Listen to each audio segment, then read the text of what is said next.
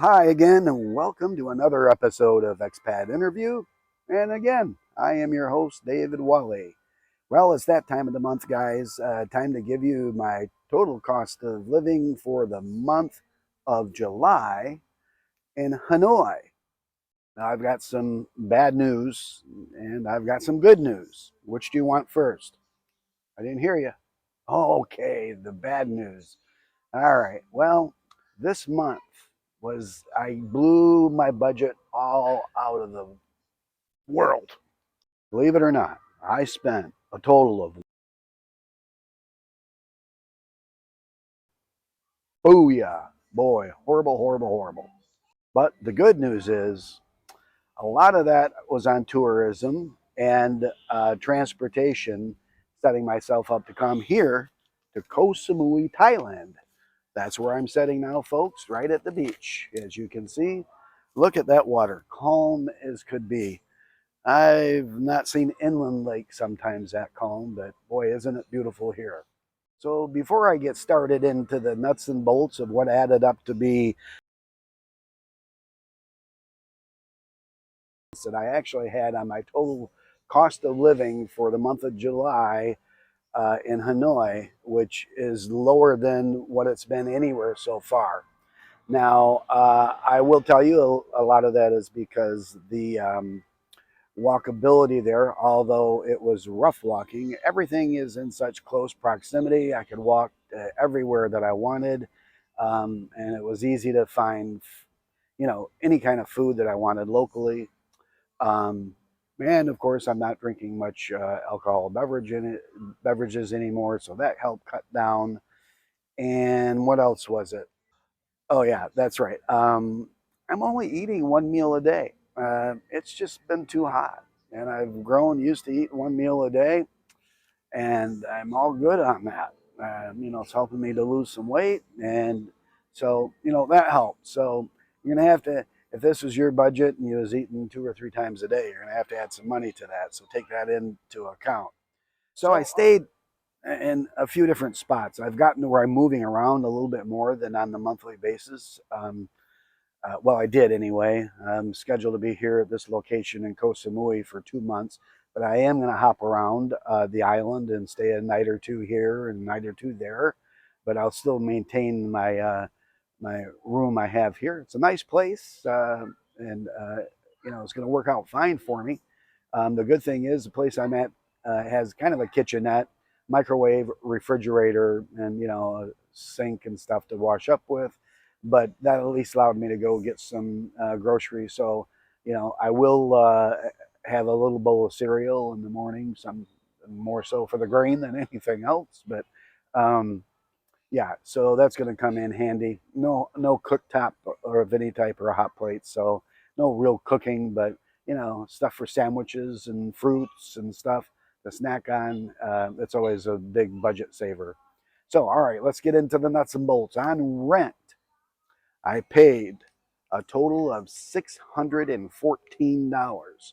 Okay, that's probably the most I've spent on rent, but I think it has a little bit to do with moving around a little bit. If you don't stay long, a month, you don't get the discounts as you do for staying one day at a time for rent, which is always going to be, for the most part, the biggest expense. But in Vietnam, it wouldn't be too difficult if you was getting a really good deal on a place to stay to spend more on food if you're eating out all the time than it would be to pay for rent. I mean, you could literally, depends on how low you want to go, but easily get a place for under $300 a month in Vietnam if you were renting on a long-term basis. So that being said, for food, $409.63, which still isn't bad. I mean, I ate out every meal. Once again, that's basically one meal a day. I did go out for coffees every day. So I thought I was spending more than I was actually, but it's inexpensive. What can I say? And Grab also was lower than normal at $54.91. Once again, everything was so close there in Hanoi. I could walk anywhere that I wanted to walk. I did a lot of walking. You know, if I uh, was going much over a mile or so, I would probably take a Grab. But other than that, I just, went ahead and walked and enjoyed the scenery and dodged motorcycles every step of the way. And then my cell phone, I spent a little bit of extra on today this month because I was switching over to Tello and learning how that works. We got a little caution flag going up on that. I'm going through a rough patch on that. I'll probably let you know in another video, so keep watching. Because I'd recommended Tello, and it's not as I expected it would be. From understanding, I got like 18 stories from the people who work there. How it would affect me being that I travel so much, at different locations. But so anyway, I spent $80 approximately on cell service. So that's quite a bit higher because I was really only paying the $20 that I spent in Vietnam that covered 90 days for data. So yeah, but anyway, the way I'm set up now with Tello, I can get phone calls on their pay-as-you-go system. So I only turn on my data every now and then. I mean, I don't, I figure leave a voicemail if you're not reaching me, and I'll call you back because then I can do Wi-Fi calling when I call out, and that's basically free. So that's where we're at on that. So yeah, that totals up $1,158.54 for my monthly expenses. So that's not too shabby. Now, I did, once again, I took the trip to Hajan Loop. That was a couple of $100. And then I also went to Hanoi Bay, Halong Bay, I'm sorry, and did the 1 day cruise there and paid for a hotel room there. So all in all, my tourism and my travel I have set up to come here, and I've already paid for my flight to go to Sri Lanka. It was just too good of a deal to pass up. So all in all, I paid $735 for tourism and travel expenses. Now, I mentioned that because I don't know if those who are listening are considering doing more what I'm doing, and instead of staying in one spot all the time, uh, you know, traveling and seeing the area. I'm, like I say, Southeast Asia, Vietnam, to Koh Samui for 2 months, and then off to Sri Lanka. And there I haven't decided. After that, I haven't decided yet. But it's just a little bit more if you do the slow travel, and because then you're not paying for too much travel expense. The flights and etc. are the things that can add up. But so that will add. I mean, if you've got the funds to do it and you want to travel around, I highly recommend it. Highly. Nice thing if you're in Vietnam, you burn out like I did your 90-day visa. Um, and then instead of doing a visa hop and coming, leaving the country and coming right back on a new visa, well, if you're going to leave the country, you might as well go somewhere anyway for a while. You're gonna stay somewhere, you're gonna pay rent somewhere, and if you got to leave the country and pay for that, you might as well leave the country for a while and burn out a visa somewhere else. So anyway, that's my idea of living. Whatever is yours is yours. Now I'm staying in a really nice place here in Koh Samui. I'm down by Lamai Beach, um, just a hair south of that, actually. So who wants to take a tour of the place that I'm staying at? I got some footage. Let's take a walk.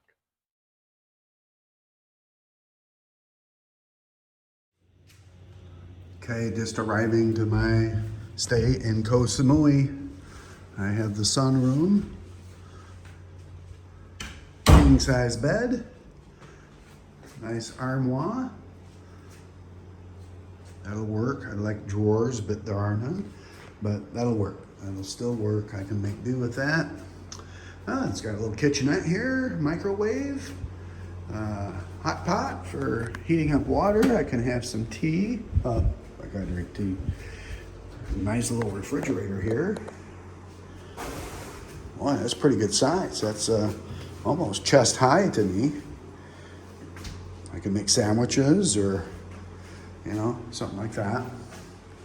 And here is a nice bathroom. Yeah, a nice big shower, instant hot water heater, AC unit there.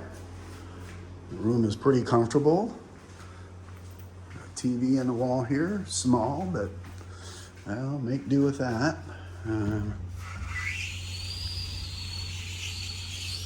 Oops. Oh, these are a three-way door. That'll open right up. Nice little patio here to sit on.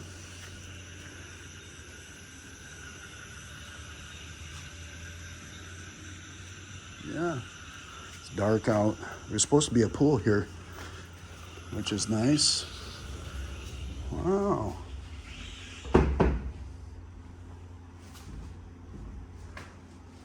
Pretty nice. Well, it's about 7:30. It's been a long day. I wanted to show you the pad, a little settee here too. Oh, there's nuts. Yeah, this will work. Okay, well, at least I made it to Thailand. If the food on the plane was any sign of what I'm about to eat here, boy, it was really good. All right, we'll be back.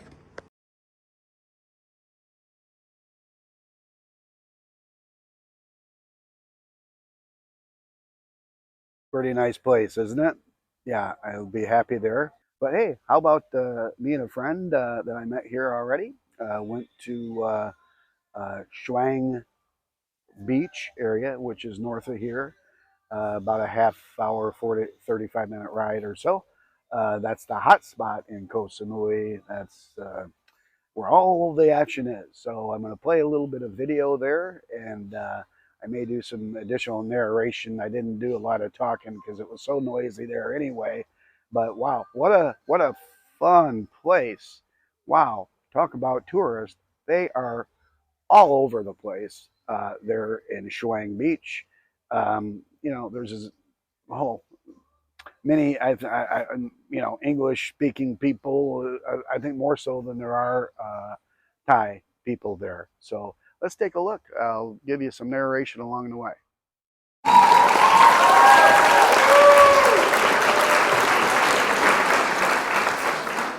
All right, here's Shuang Beach here in Koh Samui. Look at this. That's like Vegas, man. Everything. Look at this place. I didn't imagine it would be like this, but it is.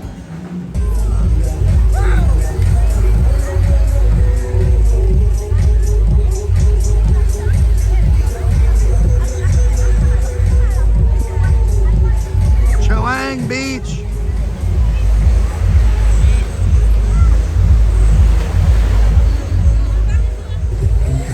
Laser light show in the water.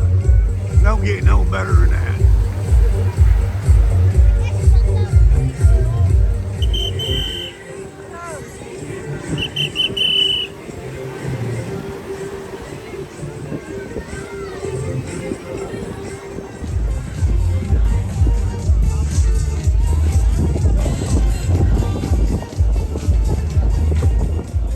That's a pretty crazy place, huh? A lot of action there. Wow, how about those the laser light show on the water? Wow, wasn't that cool? Yeah. I don't know. You know, it's fun for a night, but it's not my kind of place. I'm pretty darn glad that I've stayed where I stayed because I've seen the writing on the wall.